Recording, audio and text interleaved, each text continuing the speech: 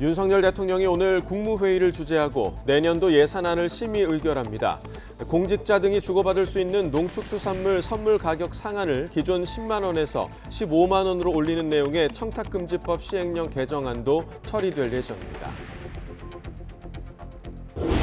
원희룡 국토부 장관이 최근 아파트 매매가와 전세가가 동시 상승하는 것과 관련해 집값의 대세 상승론이 바람직하지 않다고 선을 그었습니다. 그러면서 시장에 주택 공급이 꾸준히 진행된다는 신호를 주겠다고 강조했습니다. 서희초 교사 사망과 관련해 다음 달 4일에 예정됐던 대규모 교사 집회가 취소됐습니다. 하지만 9월 4일을 공교육 멈춤의 날로 정하고 집단 연가를 사용하자는 움직임은 이어지고 있어 교육계 갈등이 계속되는 모습입니다. 경북 영천에서 50대 남성이 흉기 난동을 벌여 1명이 숨지고 3명이 다쳤습니다.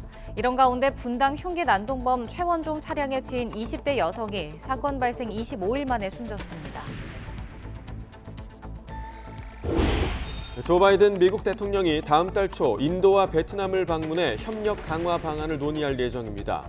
두 나라와의 관계 강화를 통해 중국을 견제하려는 전략에 따른 것으로 분석됩니다. 영국 전역에서 현지 시각 28일 항공기 수백 편이 결항되거나 지연되는 사태가 벌어졌습니다. 공항 관제 시스템의 기술적 문제로 영국 출발은 230여 편, 도착은 270여 편이 취소됐고 지연된 사례는 훨씬 더 많은 것으로 전해졌습니다. 시청자 여러분 안녕하십니까? 굿모닝 YTN 2부 시작합니다. 윤석열 대통령이 후쿠시마 원전 오염수와 관련해 1 더하기 1을 100이라고 하는 세력과는 싸울 수밖에 없다고 강조했습니다. 윤 대통령은 어제 인천에서 열린 국민의힘 국회의원 연찬회 모두 발언에서 이같이 말하고 협치라고 해도 보수와 진보, 좌우 날개가 힘을 합쳐야 발전하는 것이지 엉뚱한 생각을 하거나 날아가는 방향이 다르면 안 된다고 선을 그었습니다. 윤 대통령은 또 여소야대 국회인데다 언론도 야당 지지 세력이 잡고 있어 24시간 정부 욕만 한다며 야당과 언론을 싸잡아 비난했습니다. 다음 달 정기국회를 앞두고 여야 양당 의원들이 각각 한자리에 모여 전국 현안을 논의하고 총선에 대비한 전열 정비에 나섰습니다. 국민의힘은 신뢰 회복을 통한 국회 교체를, 민주당은 민생 회복으로 정권 폭주를 바로잡겠다고 강조했습니다. 정현우 기자가 보도합니다. 국민의힘 의원들이 인천에서 열린 연찬회에 총집결했습니다. 내년 총선은 자유민주주의 대한민국의 운명을 좌우하는 중요한 선거라고 의미를 부여했습니다. 이를 위해 격전지로 꼽히는 수도권 등 취약지역에서 압승할 수 있는 기반을 만들겠다고 목소리를 높였습니다. 이번 총선에서 승리할 수 있는 좋은 인재라 그러면 3고 처리가 아니라 10고 처리를 위해서도 적극적으로 모셔야 된다고 저는 생각합니다. 총선에서 국회 교체와 정치 교체를 이루려면 정기국회에서 국민 신뢰를 얻어야 한다고 강조했습니다. 특히 교육과 노동, 연금 등 3대 개혁과 국정과제 추진에 어려움을 겪고 있다며 거대 야당을 쏘아붙였습니다. 역대 가장 비합리적이고 비타협적인 야당을 상대하고 있습니다. 3대 개혁의 추진 사항을 점검하고 그 중요성과 시급성을 국민께 알리는 데 최선을 다해야 할. 강원도 원주에서 1박 2일 워크숍에 나선 민주당은 윤석열 정부를 겨냥했습니다. 민생이 도탄에 빠졌고 국가 운영의 기본적인 질서가 흔들리고 있다고 질타했습니다. 정권의 무자비한 폭주를 바로잡고 민생 회복의 불씨를 마련해야 한다고 공세 수위를 높였습니다. 정권의 무절제한 폭주를 바로잡고 벼랑 끝에 몰린 우리 국민들의 삶을 무한 책임진다는 각오로 정기국회에 임해주시길 부탁드립니다. 폭염노동자 보호법과 혁신성장지원법, 교권보호법 등을 주요 입법과제로 내세웠습니다. 민생을 고리로 대여투쟁을 강화해 총선을 승리로 이끌겠다는 각오를 다졌습니다. 민주당이 국민께 희망의 근거가 되어야 한다고 생각합니다. 더 큰 민주당, 이기는 민주당이 되는 그런 길을 이번 워크숍에서 확실하게 우리가 모색하고 국민들께 보여드리길. 국민의힘 연찬회에 참석한 대통령이 야권을 작심 비판한 상황. 거대 양당도 서로를 향한 적의를 숨기지 않으면서 정기 국회 기간 가뜩이나 냉랭한 정국이 더 얼어붙을 것이란 우려가 커지고 있습니다. YTN 정윤우입니다. 윤석열 대통령이 오늘 국무회의를 주재하고 국회에 제출할 내년도 예산안을 심의 의결합니다.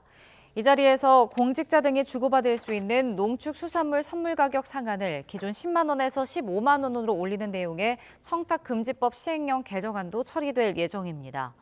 윤 대통령은 모두 발언에서 내년도 예산안의 편성 취지와 특징, 주요 사업 등을 설명할 것으로 보입니다. 육군 사관학교가 홍범도 장군을 포함한 5분의 흉상 이전을 검토하는 것과 관련해 국방부가 공산주의 이력이 있는 홍 장군의 흉상 설치가 적절치 않다는 논란이 있다며 이전에 힘을 실었습니다. 국방부는 또 청사 앞에 세워진 홍범도 장군 흉상도 이전하는 방안을 검토하고 있다고 밝혔습니다. 김문경 기자가 보도합니다. 육군 사관학교가 교내 홍범도 장군 등 5분의 흉상 이전을 검토하는 것과 관련해 국방부가 공식 입장을 내놨습니다. 국방부는 소련 공산당 가입 등 공산주의 이력이 있는 홍범도 장군의 흉상을 북한의 침략에 대비해 호국 간성을 기르는 육사에 설치해 기념하는 것은 적절하지 않다는 논란이 있다고 밝혔습니다. 이어 홍범도 장군의 흉상이 설치될 당시에도 적절하지 않다는 문제 제기가 있었지만 충분한 공감대 형성 없이 강행됐고 논란이 지속되고 있다고 강조했습니다. 홍범도 장군과 관련돼서 공산당 입당 또는 그와 관련된 활동 이런 부분이 지적되고 있어서 지난해부터도 그런 지적들이 있어서 그에 대한 검토를 이제 같이 하고 있는 것으로 이해해 주시면 좋겠고요. 앞서 홍 장군의 흉상은 김좌진, 지청천, 이범석 장군 등과 함께 문재인 정부 때인 2018년 3.1절 99돌을 맞아 육사 교내에 설립됐습니다. 육사는 홍 장군을 포함한 5분의 흉상을 모두 이전하는 방안을 검토 중인데 이 가운데 홍 장군의 이력을 문제 삼은 것으로 보입니다.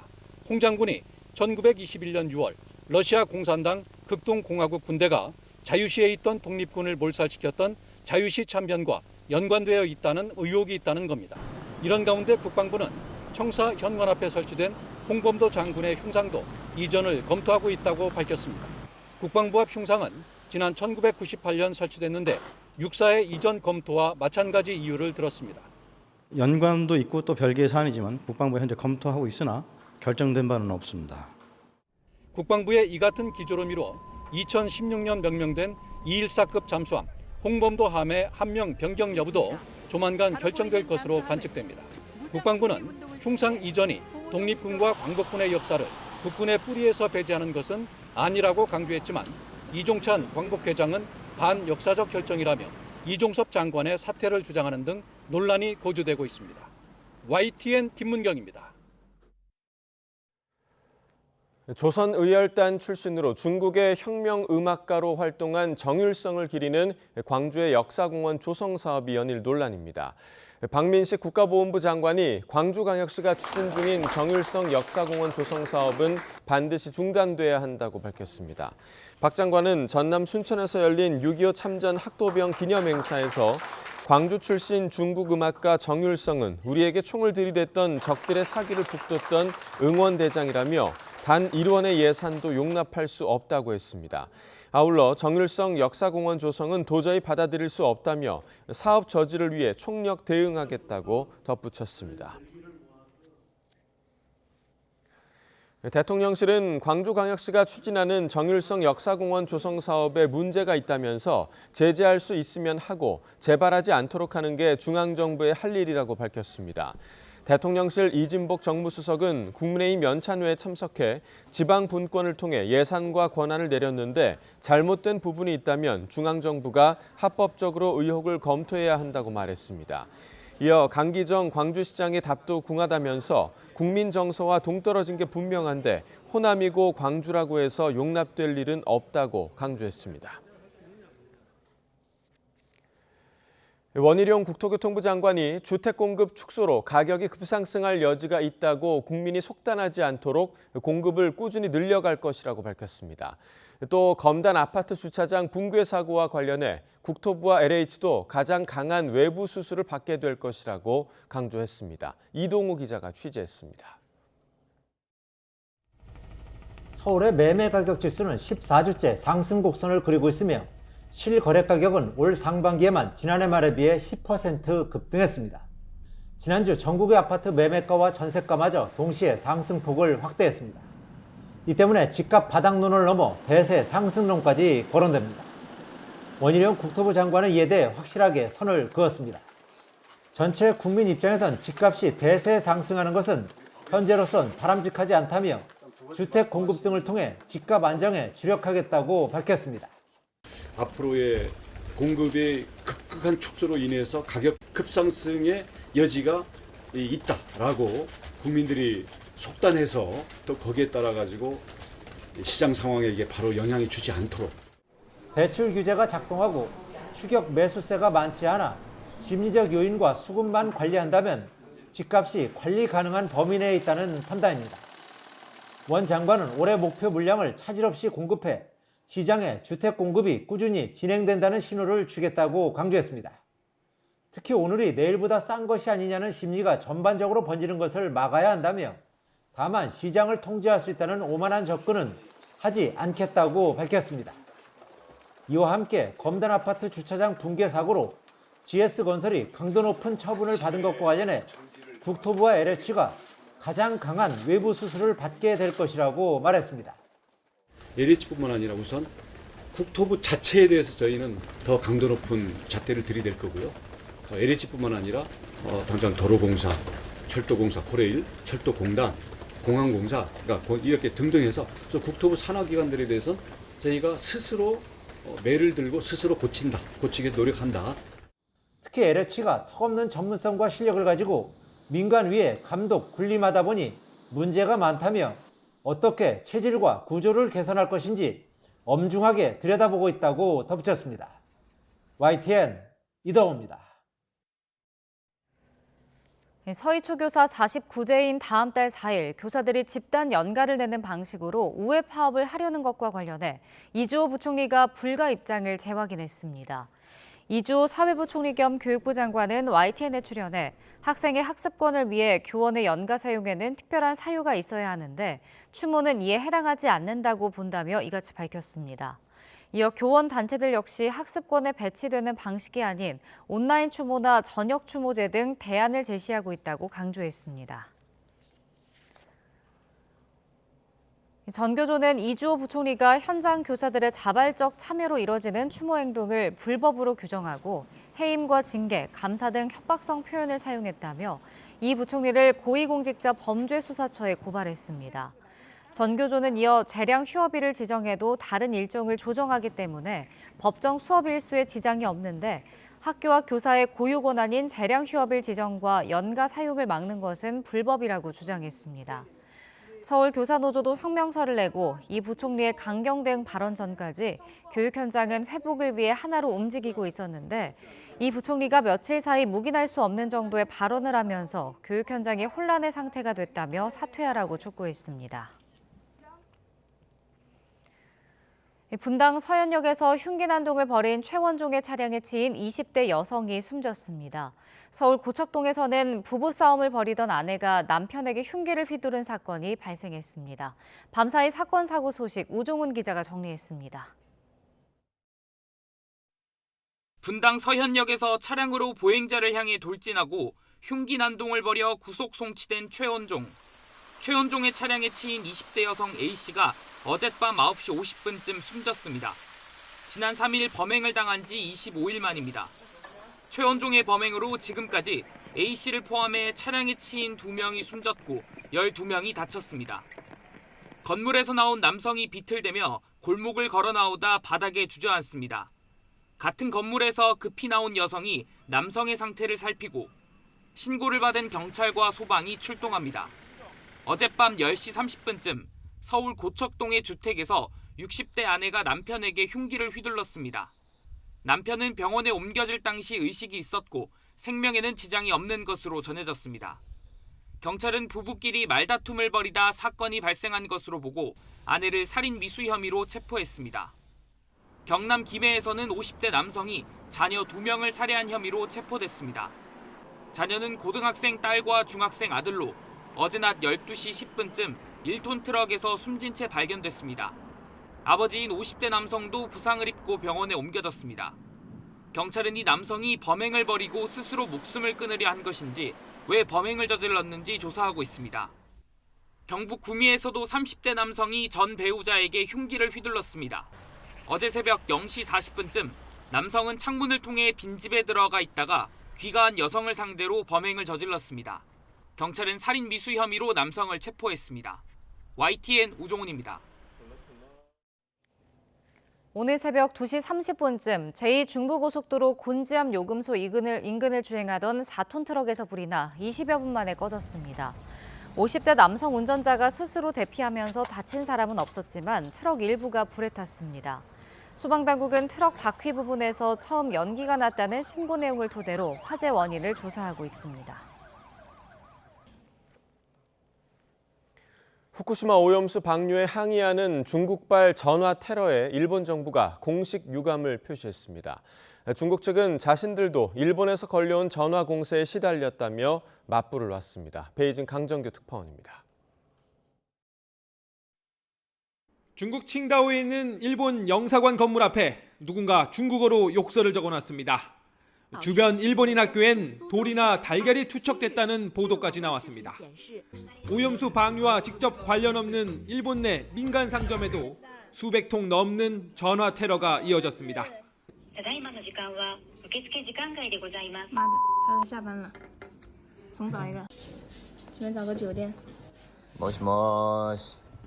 중국인들의 무분별한 분노 표출에 일본 정부가 태세를 바꿔 역공에 나섰습니다. 中国側に対しては、国民に冷静な行動を呼びかけると、適切な対応を行うとともに、処理水について正確な情報を発信することを強く求めており、 주일 중국 대사를 불러 자국민과 외교 공관의 안전 확보를 요구하며 항의하기도 했습니다. 열린 여당 대표의 방중이 퇴짜를 맞으면서 전하지 못한 수산물 금수 조치 철회도 함께 요구했습니다. 그러자 주일 중국 대사관 역시 일본에서 발신된 전화 공세에 시달렸다고 맞받아쳤습니다. 중국 정부도 굴하지 않고 연일 일본 책임론을 부각했습니다. 미국조차 올해 상반기 일본 농림수산물 수입을 5,700만 달러나 줄였다며 안전성을 비꼬았습니다. 声称对日本核污染水排海计划满意的美国，今年上半年，美国减少了从日本进口农林水产。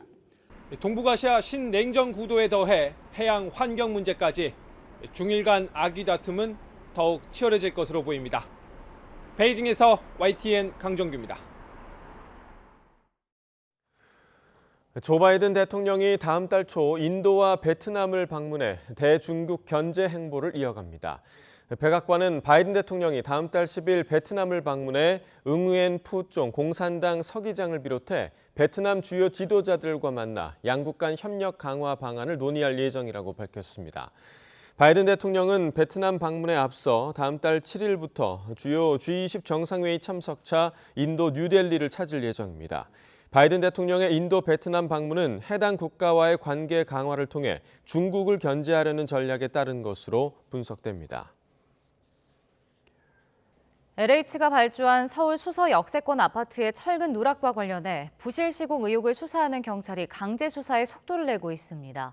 LH 본사에 대한 압수수색만 벌써 4번째로 입건된 설계업체 대표 등 줄 소원이 이어질 전망입니다. 보도에 김태원 기자입니다. 경찰이 파란 상자를 들고 서울 서초동의 한 건축사무소를 나옵니다.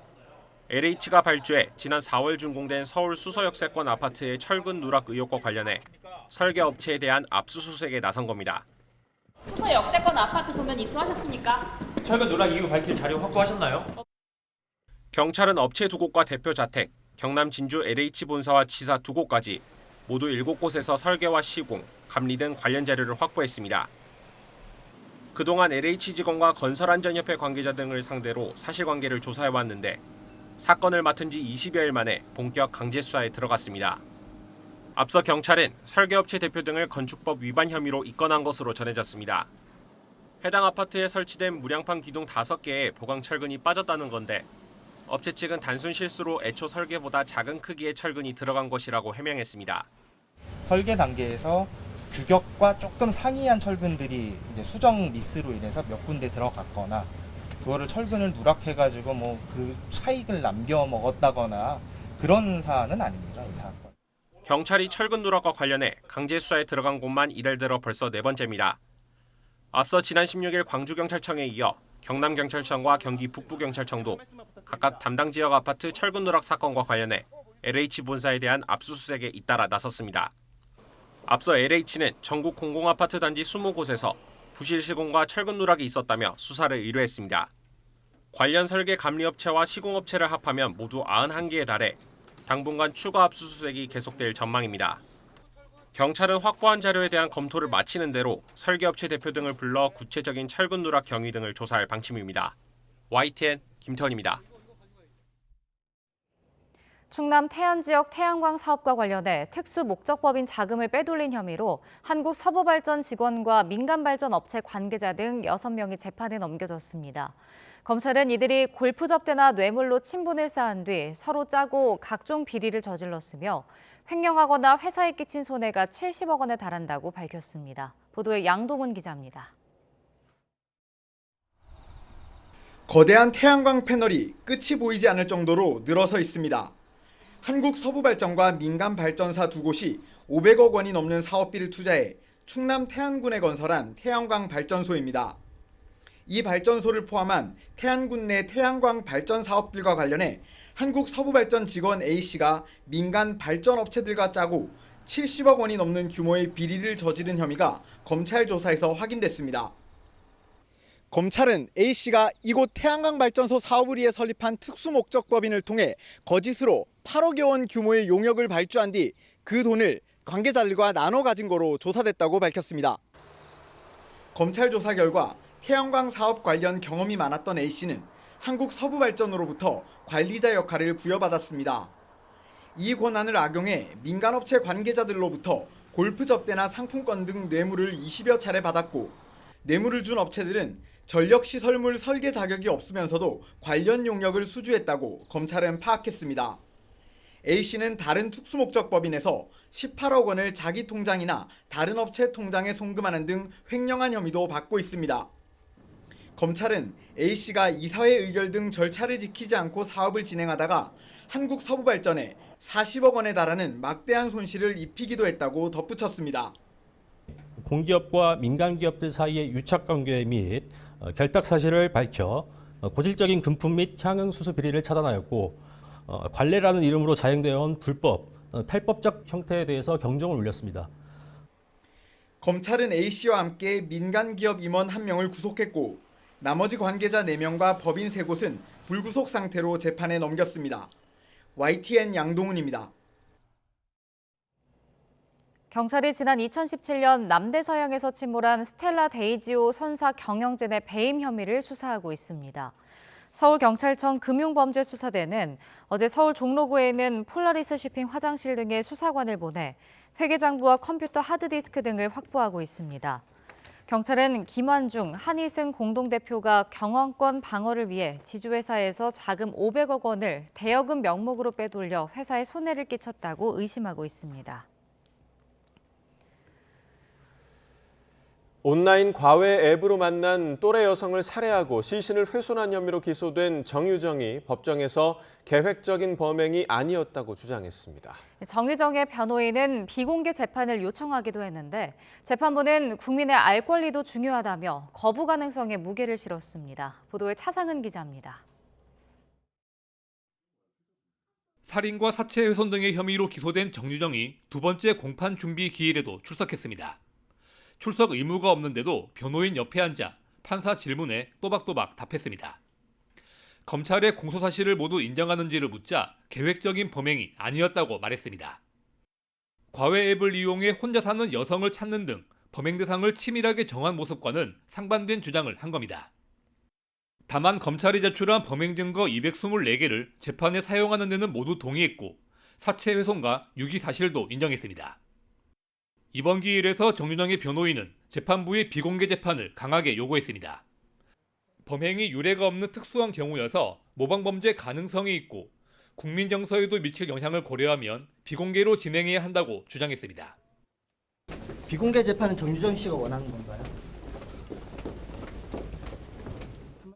하지만 재판부는 국민의 알 권리의 중요성을 설명하며 부정적인 의견을 제시했고 다음 재판 때 비공개 여부를 결정하겠다고 밝혔습니다. 법원에 제출한 반성문에 성장 과정을 구체적으로 적어낸 정유정은 자신의 아버지와 할아버지, 새할머니 등 3명을 증인으로 신청했습니다. 또 정신과 약을 먹고 있다는 내용도 반성문에 넣어 재판부에 알렸습니다. 공판 준비 기일이 마무리되면서 이번 재판은 다음 달 18일부터 본격적으로 진행될 예정입니다. YTN 차상입니다. 일상 생활용품과 똑같은 형태로 만들어낸 각종 위장 카메라가 아무런 규제 없이 시중에 유통되고 있습니다. 2015년부터 현재까지 관련 법안 5개가 발의됐지만 전국 폐기됐거나 계류하고 있습니다. 유서연 기자가 실태를 알아봤습니다. 인터넷 사이트에서 파는 곰인형과 모자. 평범해 보이지만 사실은 몰래 촬영하는 데 쓰이는 위장 카메라입니다. 움직임이 있을 때만 알아서 찍고 액자형 카메라의 경우 홍보 이미지와 다른 그림을 무작위로 넣어 발송할 거라 절대 들키지 않을 거라고 강조합니다. 이런 위장 카메라는 별다른 제한 없이 누구나 사고 팔 수 있습니다. 전자제품을 판매하는 상가에서도 명함 지갑형이나 볼펜형 등 여러 종류의 위장 카메라를 취급합니다. 시중에 들어가는 고소것들이 들어가도 6만 원 들어가면 모르잖아요. 휴지 뽑으면서 자연스럽게 방어할 수 있고 사용하시는 분들의 아이디어를 해서 사용하셔도 되고 방법용으로 팔고 있지만 불법 촬영에 악용될 소지가 다분하다는 우려는 끊이지 않습니다. 시중에 판매되고 있는 셋톱박스형 카메라를 직접 사용해봤습니다. 일반적인 제품 같지만 보시는 것처럼 이렇게 전부 촬영되고 있습니다. 무엇보다 숨겨진 카메라는 전문 장비로는 찾아낼 수 있어도 일반인이 맨눈으로 발견하는 건 사실상 불가능합니다. 우리가 육안으로 식별할 수 없는 변형되어 있는 모습으로 되어 있는 거다 보니까 과연 이거를 구입하고자 하는 사람들의 의도가 과연 좋은 목적으로 쓸 수 있는가. 이런 가운데 불법 촬영 범죄는 2018년부터 지난해까지 해마다 5천 건 이상씩 꾸준히 발생하고 있습니다. 여성 37명을 불법 촬영하다 적발돼 실형을 선고받은 골프 리조트 회장 아들도 탁상 시계와 차키 모양 카메라를 범행에 썼습니다. 실태들도 이제 파악을 해야 될 거고, 그러니까 등록증도 있고, 구입을 할 때부터 이 물건을 갖다가 사간 사람이 누구다. 이렇게 해가지고 아예 구매 장부를 만들어가지고 추적을 할 수 있도록 그런 몇 가지 방법이 있죠. 그러나 워낙 다양한 제품의 카메라가 사용되다 보니 규제 대상을 법으로 정하는 게 쉽지 않습니다. 또 초소형 카메라를 모두 규제 대상에 넣으면 신기술 발전을 막을 수 있다는 반론도 있습니다. 19대 20대 국회에서 발의된 관련 법안 3건이 모두 임기 만료로 폐기됐고 21대 국회에 발의된 법안도 2년째 계류 중입니다. 위장 카메라가 시중에 얼마나 판매되는지 현황을 파악하고 어디까지 규제할지도 제대로 논의해야 할 때입니다. YTN 유서연입니다.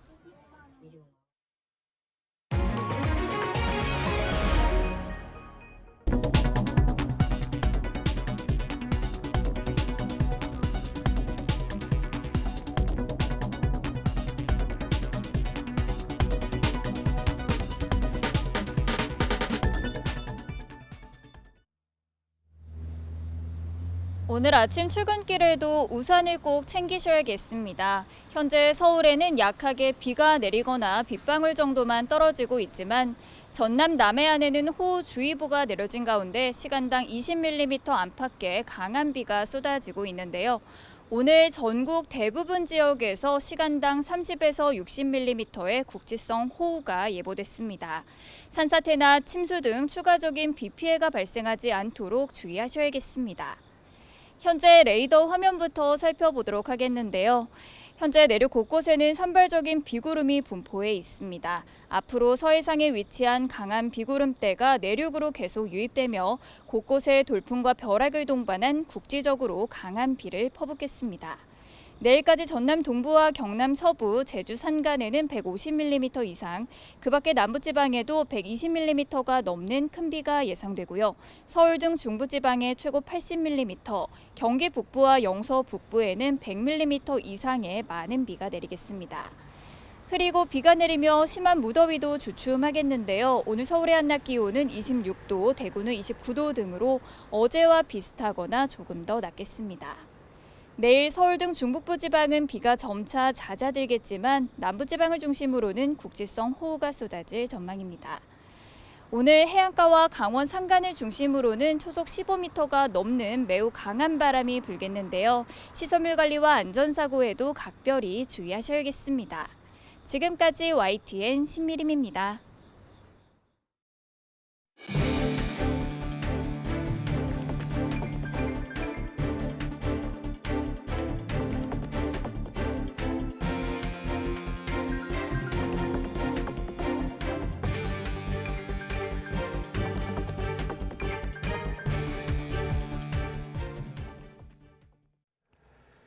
일본이 후쿠시마 원전 오염수를 방류한 이후 우리 해역의 방사능을 검사한 정부의 첫 조사 결과가 나온 가운데 정치권의 공방은 날로 거세지는 모습입니다. 국민의힘은 민주당을 향해 억지 선동과 괴담 유포를 멈추라고 날을 세웠고, 민주당은 지금이라도 오염수 방류 반대 입장을 천명하라고 윤석열 대통령을 압박하면서 정부 심판론까지 꺼내들었습니다. 직접 들어보겠습니다.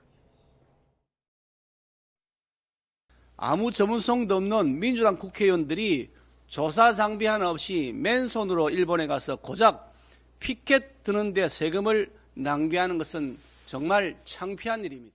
15년 전 광우병 집회, 6년 전 사드 반대 집회처럼 먹거리 괴담 재방송을 한다고 하여 국민들이 이제 더 이상 속지 않습니다.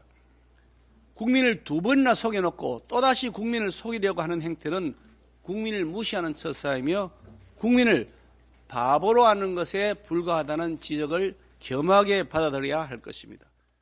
시대착오적인 방공선동에는 늘 앞장서던 대통령이 핵오염수 투기 문제에 대해서는 참모들 뒤에 숨어 있습니다. 비겁한 일입니다. 우리 국민들이 화가 나는 것은 대통령의 이런 이율배반적이고 무책임한 태도라는 점을 직시하시기 바랍니다. 국민의 생명을 하찮게 여기는 권력은 반드시 심판을 받았습니다. 일본의 핵 오염수 투기를 감싸고 돌면서 국민의 절규와 한탄을 끝내 외면한다면 민심이 그리고 역사가 심판할 것입니다. 국민의힘과 더불어민주당이 각각 연찬회와 워크숍에서 소속 의원들이 논의의 뜻을 모은 정기국회와 내년 총선 대응 방안을 오늘 발표합니다. 국민의힘은 인천국제공항공사 인재개발원에서 진행 중인 연찬회 둘째 날 비공개 분임 토의와 소속 의원 전원이 참여하는 자유토론을 진행한 뒤 결의문을 채택할 예정입니다. 강원도 원주에서 워크숍을 연 민주당은 상임위원회별로 주요 현안에 대한 토의를 마치고 논의한 내용을 담은 결의문을 낭독할 예정입니다. 윤석열 대통령이 지난 정부를 부실 기업에 비유하며 전부 분식 회계였다고 강하게 비판했습니다. 야당도 언론도 전부 24시간 정부 욕만 한다면서 후쿠시마 오염수 관련해선 거짓을 말하는 세력과 싸울 수밖에 없다고 강조했습니다. 국민의힘 연찬회 모두 발언 직접 들어보겠습니다. 하나하나 뜯어보면은 전부 이 회계가 분식이고 이 내실로 채워져 있는 게 하나도 없다 이 말입니다. 국가도 마찬가지입니다. 우리가 지난 대선 때 힘을 합쳐서 이 그야말로 국정 운영권을 가져오지 않았더라면 이 나라가 어떻게 됐겠나 하는 정말 아찔한 생각이 많이 듭니다. 국회에서 여소야대에다가 언론도 지금 뭐 전부 야당 지지 세력들이 잡고 있어서 그래서 24시간 우리 정부 욕만 합니다. 후쿠시마 거기에 대해서 나오는 거 보십시오. 도대체가 과학이라고 하는 거는 1 더하기 1을 100이라고 그러는 사람들이니까. 근데 이제 이런 세력들하고 우리가 또 싸울 수밖에 없습니다. 네, 이번 더불어민주당 워크숍에서는 마침 취임 1주년을 맞은 이재명 대표에 대한 사법 리스크와 이를 둘러싼 당 내홍 상황이 주목을 받았습니다. 예상과 달리 전반적으로 화기애애한 분위기 속에 일단 대여 투쟁에 힘을 실었지만 조만간 예상되는 이 대표 체포동의안 처리 방향을 놓고서는 갈등의 불씨를 남겼습니다. 이준엽 기자가 전합니다. 더불어민주당 의원 워크숍은 공교롭게도 이재명 대표 취임 1주년과 맞물렸습니다. 이 대표 체제 1년 평가를 놓고 친명, 비명 간 계파 갈등이 폭발할 거란 전망이 적잖았습니다. 하지만 언론의 관심이 집중된 행사에선 원전 오염수 문제를 고리로 한 단일 대오와 대여 투쟁이 부각된 모습이었습니다. 국민 속으로 더 넓고 더 깊게 들어가고 더 큰 민주당, 이기는 민주당이 되는 그런 길을 이번 워크숍에서 확실하게 우리가 모색하고, 물론 지지율 침체의 원인으로 이 대표의 사법 리스크를 겨냥한 듯한 목소리도 있었습니다. 여당을 견제하는 야당의 체력과 정당성이 취약하다는 지적이 나온 건데 윤석열 정부의 실정을 우선 따져야 한다는 당내 목소리가 일단 더 컸다는 분석입니다. 지난 총선에서 민주당에게 압도적인 다수 의석을 안겨주셨습니다. 그러나 우리가 국민의 기대에 충실히 부응했는지 되돌아보면 아쉬운 부분이 많습니다. 그렇다고 내용의 불씨가 꺼진 건 아닙니다. 당장 쌍방울 대북 송금 의혹, 백현동 개발특혜 의혹과 관련한 이 대표 소환 조사가 뇌관입니다. 정부 정책과 예산안을 다룰 9월에서 12월 정기국회 기간 검찰이 구속영장을 청구하면 체포동의안 표결을 둘러싼 당내 파장이 불가피합니다. 이번 워크숍에서도 계파 간 신경전이 예고됐습니다. 한 의원이 이 대표가 희생해야 당이 살아난다며 체포동의안에 대한 사실상 가결 표결 또는 당론을 주장하자 곧바로 친명계 의원이 반박하는 상황이 펼쳐졌습니다.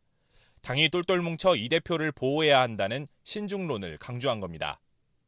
네, 두 분입니다. 적극적으로 응해야 된다라는 분이 있고 신중하게 검토해야 된다라는 분이 있으셨죠. 워크숍에 앞서 당내 일각에선 이 대표 거취에 따른 분당론까지 거론되며 긴장감이 감돌았습니다. 대여 공세라는 기치 아래 잠시 수면 아래에 있는 제1야당의 내홍이 언제든 분출할 수 있다는 관측이 나오는 이유입니다. YTN 이준엽입니다. 한국과 중국이 오늘 차관급을 대표로 하는 경제공동위원회를 열고 양국 간 경제협력 방안에 대해 논의합니다. 외교부는 중국을 방문한 오영주 외교부 2차관이 오늘 제27차 한중 경제공동위원회에 우리 측 대표로 참석한다고 밝혔습니다. 한중 경제공동위는 한중 수교 직후인 1993년부터 정례적으로 개최한 한중 간 포괄적 경제협력 대화체로 경제와 통상의제를 포괄적으로 논의하는데 대면으로 열리는 건 지난 2020년 이후 3년 만입니다. 미국 상무장관이 중국을 방문하고 있는 가운데 경제 제재 조치로 고조된 미중 간 갈등을 완화하고 협력을 강화하기 위해 별도의 대화 창구를 만들기로 합의했습니다. 미국은 다만 수출 통제는 국가 안보를 위한 것으로 중국과 대화는 하겠지만 타협은 없다는 점을 분명히 했습니다. 워싱턴 권준기 특파원입니다. 왕원타오 중국 상무장관과 회담을 마친 지나 러몬도 미국 상무장관은 두 가지 대화 창구를 만들기로 합의했다고 발표했습니다. 첫 번째는 통상과 투자 분야 협력을 논의할 실무그룹으로 두 나라 차관급이 참여하고 민간 기업도 포함하기로 했습니다. And very importantly, U.S. and Chinese commercial private sector representatives as we seek solutions on trade and investment issues and to advance U.S. commercial interests in China. 두 번째 대화 창구는 미중 간 수출 통제 문제에 대한 정보 교환을 위한 자리로 곧바로 첫 회의를 시작하기로 뜻을 모았습니다. 최근 미국은 반도체와 인공지능 등 첨단 기술의 중국 수출 통제 조치를 발표했고 중국은 미국 반도체 기업인 마이크론 제재와 갈륨 수출 통제에 나서는 보복 조치로 응수했습니다. 러몬도 장관은 대중 수출 통제는 국가 안보와 관련된 기술에 국한된 것으로 두 나라 간 교역의 99%는 이와 관련이 없다고 강조했습니다. 수출 통제 조치에 대해 충실히 설명은 하겠지만 중국과 협상할 생각은 없다는 겁니다. The United States is committed to being transparent about our export control enforcement strategy. I want to be clear, we are not compromising or negotiating in matters of national security, period. 이와 함께 미중 상무장관은 적어도 1년에 한 번은 만나 여러 현안에 대한 의견을 나누기로 합의했습니다. 지난해 펠로시 하원의장의 타이완 방문 이후 끊겼던 미중 간 경제 대화가 재개되지만 야당인 공화당은 수출 통제와 관련해 중국과 대화 자체를 용납할 수 없다는 입장이어서 반발에 부딪힐 것으로 보입니다. 워싱턴에서 YTN 권윤규입니다. 온라인 과외 앱으로 만난 또래 여성을 살해하고 시신을 훼손한 혐의로 기소된 정유정이 계획범죄가 아니었다고 주장했습니다. 부천지법에서의 어제 열린 두 번째 공판준비기일에서 정유정은 검찰 공소 사실을 모두 인정하는지 묻자 계획적인 범행이 아니었다고 답했습니다. 다만 사체 훼손과 유기 혐의를 인정하고 검찰이 제출한 범행 증거 224개를 재판에 사용하는 데도 동의했습니다. 정유정 측은 비공개 재판을 요청했지만 재판부는 부정적 의사를 표하며 다음 재판 때 비공개 여부를 결정하겠다고 밝혔습니다. 현직 경찰관이 아파트에서 떨어져 숨지는 일이 발생했습니다. 사망 경위를 수사하던 경찰은 함께 있던 일행의 마약 투약 정황을 발견하고 수사에 나섰습니다. 보도에 윤성훈 기자입니다. 서울 용산구에 있는 주상복합 아파트. 새벽 5시쯤 30대 남성 A씨가 14층에서 추락하는 사고가 발생했습니다. 강원경찰청 소속 경찰관이었던 A씨는 3층 화단에서 발견돼 병원으로 옮겨졌지만 끝내 숨졌습니다. 사고 당시 A씨는 운동 동호회 회원 7명과 함께 있었던 것으로 확인됐는데 이들은 경찰에 A씨가 갑자기 창문을 열고 투신했다는 취지로 진술했습니다.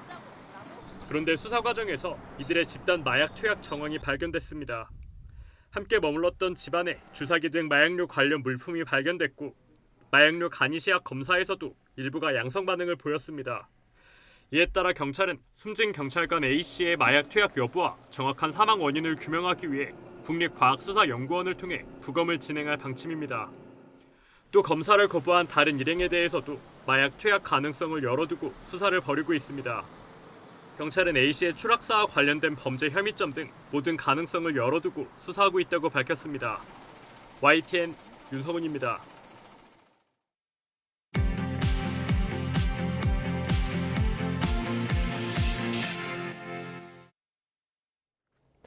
이 시각 세계는입니다. 러시아 지뢰 방어선에 막혀서 좀처럼 속도를 내지 못하던 우크라이나군이 남부 지역 중요 교두보인 로보티네를 탈환했습니다. 더 남쪽으로 진격해 바다까지 닿게 되면 러시아 점령지를 양쪽으로 절단하게 돼 대반격의 새로운 전기가 될 수 있다는 전망이 나오고 있습니다. 황보영 기자입니다.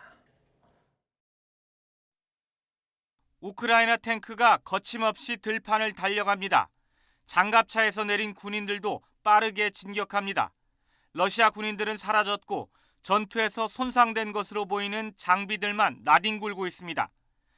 자포리자주 멜리토폴에서 동북쪽으로 60km 정도 떨어진 로보티네를 탈환했다고 우크라이나가 밝혔습니다.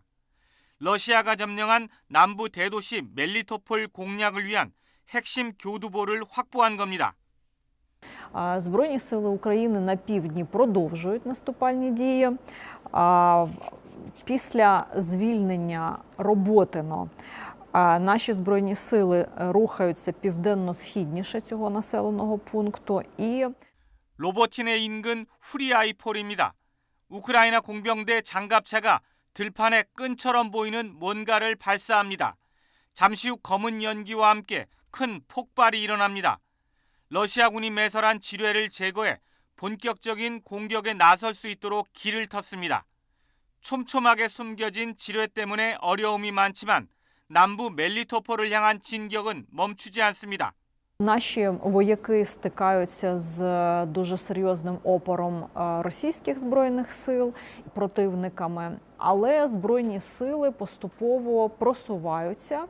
우크라이나가 멜리토폴을 탈환하고 코앞에 있는 아조프해까지 진출하면 러시아 점령지는 도네츠크, 루안스크 등의 서북부와 자포리자와 크림반도의 동남으로 절단되게 됩니다. 이렇게 되면 러시아로서는 보급로에 큰 문제가 생기게 되고 군 병력을 활용하는 데에도 제약을 받을 수 있다고 전문가들은 보고 있습니다.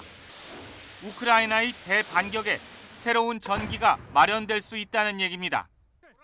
우크라이나 국방부는 그러나 북부 하르키우주에서 매우 격렬한 전투를 치르고 있고 동부 도네츠크와 루안스크에서의 러시아 공세도 계속되고 있다며 수세에 몰려 있음을 시사했습니다. YTN 황보현입니다.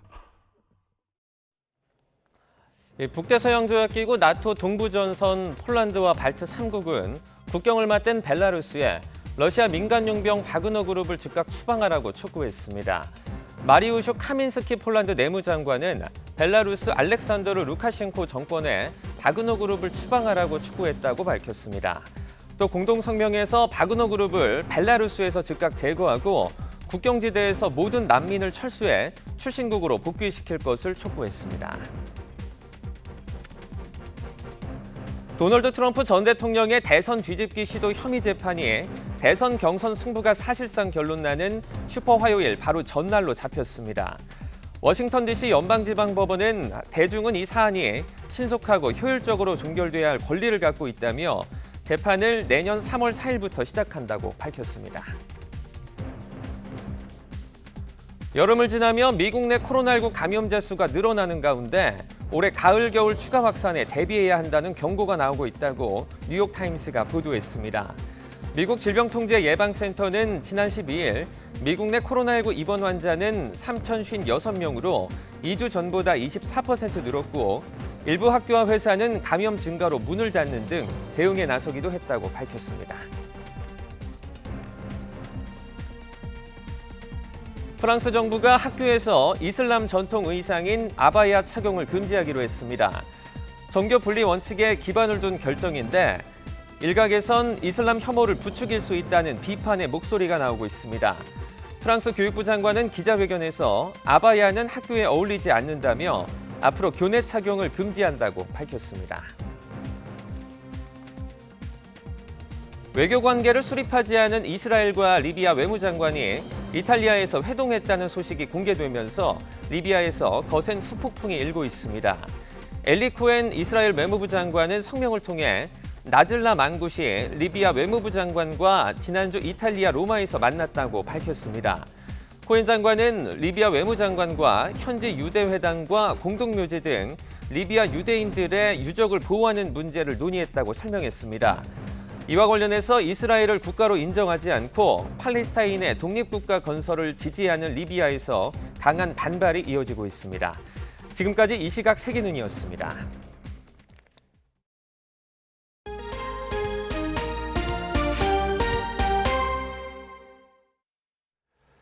프로축구 입단 대가로 뒷돈을 수수한 혐의를 받는 전직 안산 그리너스 FC 대표가 다시 구속을 면했습니다. 서울중앙지방법원은 어제 안산 그리너스 FC 전 대표 이모 씨의 구속 전 피의자 신문을 열고 검찰의 구속영장 청구를 기각했습니다. 법원은 앞선 구속영장 기각 이후 수사 경과와 법원 신문 결과 등으로 미루어 볼 때 증거인멸이나 도주의 우려가 있다고 보기는 여전히 어렵다며 구속 필요성을 인정하지 않았습니다. 오늘부터는 강한 비에 대비가 필요하겠습니다. 전국 대부분 지역에 시간당 30에서 60mm의 국지성 호우가 쏟아지겠는데요. 앞으로 내륙 곳곳으로 강한 비구름이 유입되면서 비가 내리는 지역도 늘겠고 빗줄기도 점차 굵어지겠습니다. 내일까지 전남 동부와 경남 서부, 제주 산간에는 150mm 이상, 그 밖에 남부지방에도 120mm가 넘는 큰 비가 예상되고요. 경기 북부와 영서 북부 쪽에도 100mm 이상의 많은 비가 내리겠습니다. 비와 함께 해안가와 강원 산간을 중심으로는 바람까지 강하게 불겠습니다. 흐리고 비가 내리며 무더위도 주춤하겠는데요. 오늘 서울의 한낮 기온은 26도, 대전과 대구는 29도를 보이겠습니다. 내일 서울 등 중북부 지방은 비가 점차 잦아들겠지만 남부지방을 중심으로는 국지성 호우가 쏟아지겠습니다. 지금까지 날씨 정보였습니다. 굿모닝 YTN 2부 마칩니다. 잠시 후 6시 50분 3부에서 뵙겠습니다.